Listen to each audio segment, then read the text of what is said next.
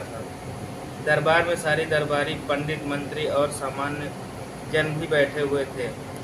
उस समय दरबार में हंसी ठिठोली का माहौल छाया हुआ था। सब उसी में मशगूल थे। अकबर भी बहुत खुश नजर आ रहे थे। लेकिन एक बात थी जो अकबर को हमेशा ही खटखटाती रहती थी। वह यह है कि राज दरबार के सभी दरबारी बीरबल के फैसले से बहुत जलते थे। बीरबल के आगे उनके फैसले की एक न चलती थी, इसलिए उन्हें बीरबल से बहुत ईर्ष्या थी। लेकिन वह बीरबल के सामने बोलने की हिम्मत जुटा नहीं पाते थे। बीरबल की दरबार में अनुपस्थिति होने पर अकबर हमेशा बीरबल की प्रशंसा के पुल बांधते रहते थे।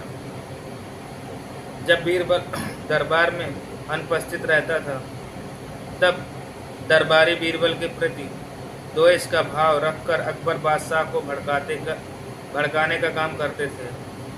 लेकिन अकबर को बीरबल की चतुराई पर बहुत भरोसा था। दरबार में चल रही हंसी ठिठोली के बीच अकबर ने दरबारियों की परीक्षा लेने का मन का विचार बना लिया। सारे दरबारियों में से किसी को भी इस सवाल का हल नहीं मिला।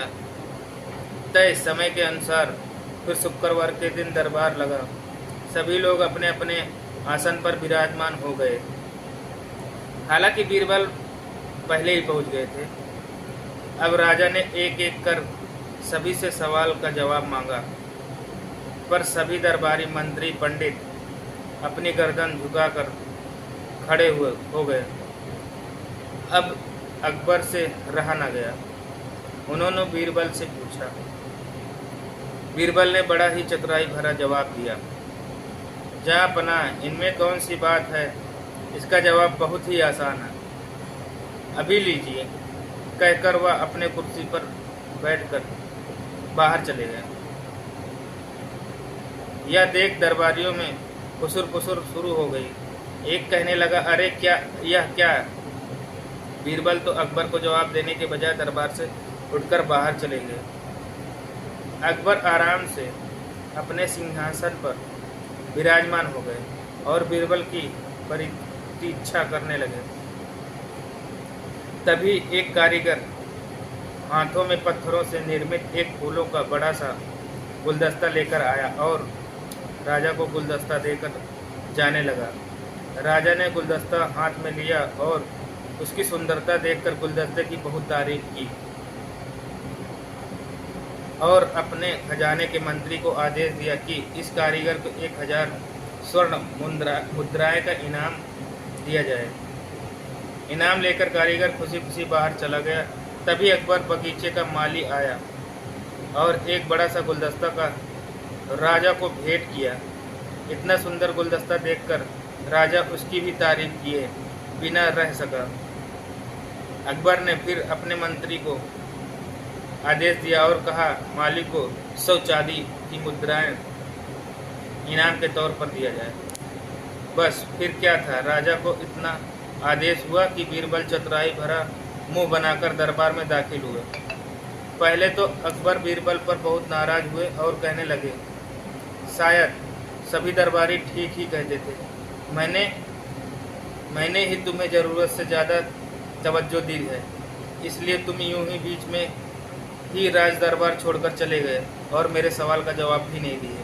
अकबर का इतना ही कहना हुआ कि बीरबल ने अकबर को प्रणाम करते हुए कहा, जहाँ पनाह, आप कुछ भूल रहे हैं।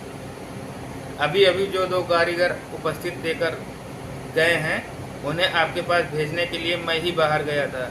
आपने यह कैसा न्याय किया? 2 कारीगरों ने साथ, एक को स्वर्ण मुद्राएं और दूसरे को चांदी की मुद्राएं। अकबर ने जवाब दिया, असली फूलों का गुलदस्ता तो 2 दिनों में ही मुरझा जाते हैं।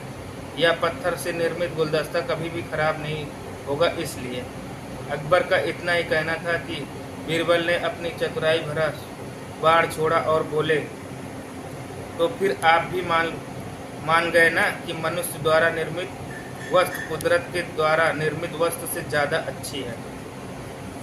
अब जहाँ पनाह की बोलती बंद हो गई। वह बीरबल की चतुराई देखकर मन ही मन मुस्कुराए और फिर से अपने सिंहासन पर बैठ गए। सिंहासन पर बैठकर अकबर ने फिर एक बार बीरबल की खुले दिल से तारीफ की और सब दरबारी अपना मुंह लटकाकर अपने अपने कुर्सी पर बैठ गए।